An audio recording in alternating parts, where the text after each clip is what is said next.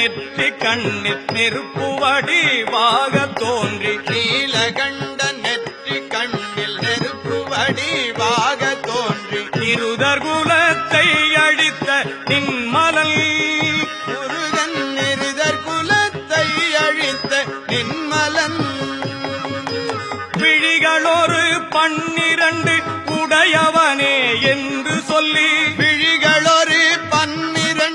உடையவனே என்று சொல்லி விழிகளிலே நீர் பெருக்கி நின்றேன் முருகா விழிகளிலே நீர் பெருக்கி நின்றேன் வேலுண்டு வினையில்லை மயிலுண்டு பயமில்லை குகனுண்டு குறைவில்லை மனமே